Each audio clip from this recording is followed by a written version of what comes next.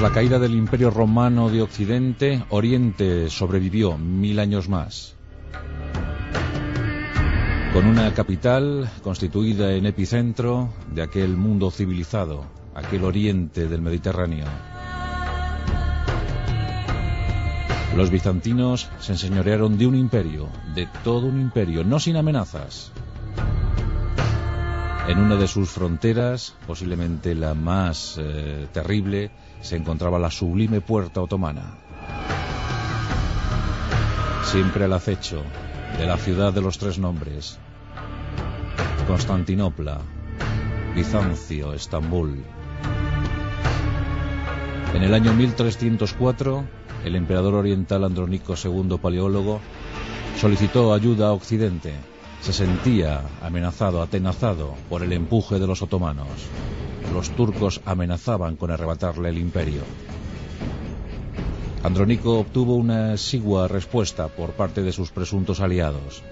Era un tiempo difícil, complicado. Francia e Inglaterra se disponían a librar o a iniciar los combates en aquello que se denominó la Guerra de los 100 años. Otras potencias no tenían en ese momento suficientes recursos económicos ni humanos para ayudar a su amigo oriental. Pero sí, en cambio, desde la antigua Hispania, desde la península ibérica, se alzó la voz de la corona aragonesa para acudir en la ayuda, a intentar socorrer, paliar el peligro inminente que se cernía sobre los orientales, sobre los bizantinos. De ese modo, los aragoneses dispusieron que su mejor tropa de choque, sus combatientes de asalto, los almogávares, compañías invencibles, con su lema "Despierta fierro", pues acudieran en ayuda de Andrónico II. Y con tal motivo, 4000 infantes y 1500 jinetes, a cuyo frente se situó Roger de Flor, el mejor de los comandantes almogávares del momento, embarcaron en diferentes galeras, diferentes buques, para zarpar rumbo a Bizancio. Roger de Flor es un personaje polémico, héroe ante todo, aventurero, nacido en Brindisi, en Italia, aunque algunos le quieren hacer nacer en Cataluña, pero lo más fiable es que fuera en Brindisi, que fue templario y comandante además, capitán de una nave legendaria, el Halcón, que socorrió a los cristianos en San Juan de Acre, pero que después le acusaron de haberse quedado con fondos del Temple o de los recuperados de San Juan de Acre, y tuvo que abandonar esa orden de medio monjes, medio guerreros, para proseguir su peripecia vital en calidad de mercenario al servicio del mejor postor. Finalmente encauzó sus pasos hacia la comandancia de los ejércitos catalano-aragoneses, y al frente de los almogávares, sin duda alguna, alcanzó su máxima dimensión militar. En ese año 1304, los almogávares eran la mejor tropa del Mediterráneo. Eran tipos curtidos en las refriegas hispanas frente a los musulmanes, y desde luego supieron defender como nadie los intereses de la corona aragonesa. Y por supuesto, como tropa de élite, debían estar siempre en los mejores combates, y el que se estaba preparando en el Imperio bizantino era sin duda alguna digno de ser tenido en cuenta. Los 5500 guerreros, con Roger de Flor al frente, llegaron a territorio bizantino y de inmediato entraron en conflicto, rompieron hostilidades con los turcos. En cruentas batallas, los almogávares hicieron retroceder a los otomanos.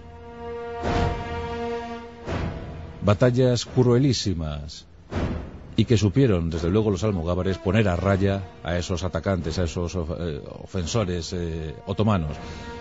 Andrónico II estaba entusiasmado. No paraba de elogiar la actitud combativa de Roger de Flor y los suyos, y a tanto llegó la cosa que le otorgó varios títulos, y todos grandilocuentes. Uno de ellos, megaduque, y otro, acaso el más significativo, César de Oriente. Andrónico II paseaba a su nuevo héroe, a su gran paladín, Roger de Flor. Los almogávares desfilaban por Bizancio, pero alguien incubó un odio latente hacia Roger de Flor, y este no era otro sino Miguel IX Paleólogo, hijo de Andrónico II y corregente del Imperio Bizantino. El joven Miguel desconfiaba de Roger de Flor, de su aura incandescente, de su proyección imparable, y de inmediato hizo circular rumores sobre las intenciones, las supuestas intenciones que albergaba Roger de Flor, y estas, según Miguel IX, no eran otras sino las de hacerse con el trono imperial.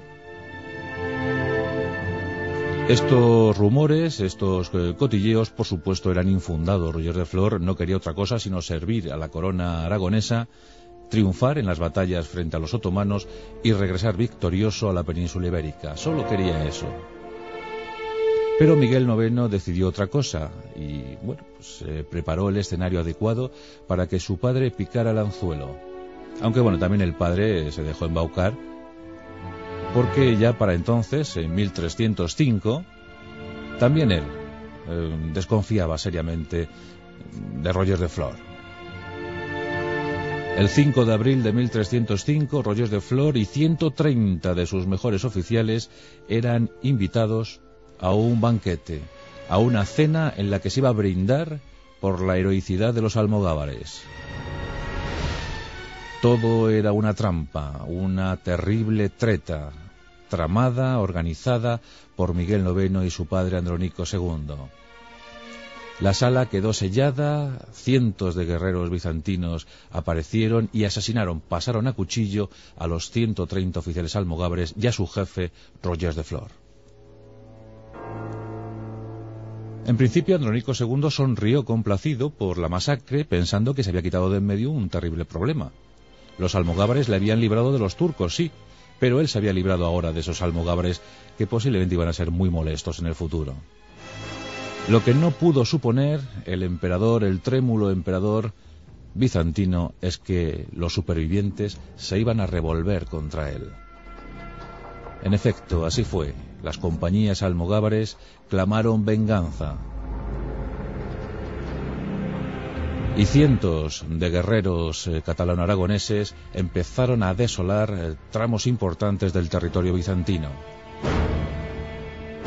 Tracia, Macedonia, y a tanto llegó la cosa que aquel conflicto se empezó a llamar la venganza catalana. Los almogávares, como demonios, inundaron el territorio, quemaron, expoliaron, masacraron. La sangre circulaba por los territorios griegos. Los soldados bizantinos eran incapaces de contener esa avalancha humana. Las espadas almogávares se tiñeron de sangre.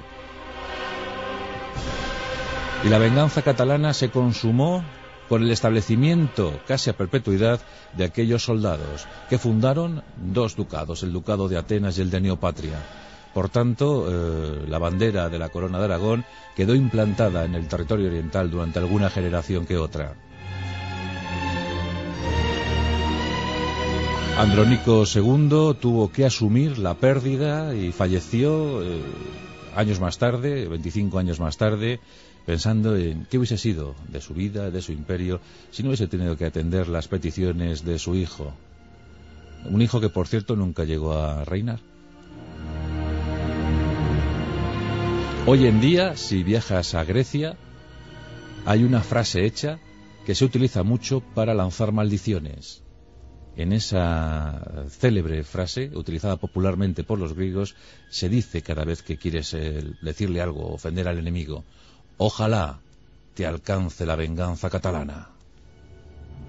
Se sigue recordando aquel 5 de abril de 1305. Aquel hombre, Roger de Flor, todo un héroe, y que incluso el ejército español le ha rendido homenaje, pues, dando ese nombre, su nombre propio, a algún tercio de la legión.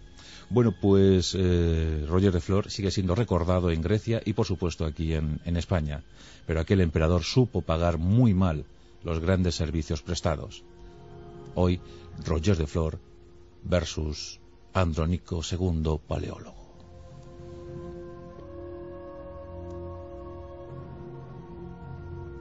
La rosa de los vientos.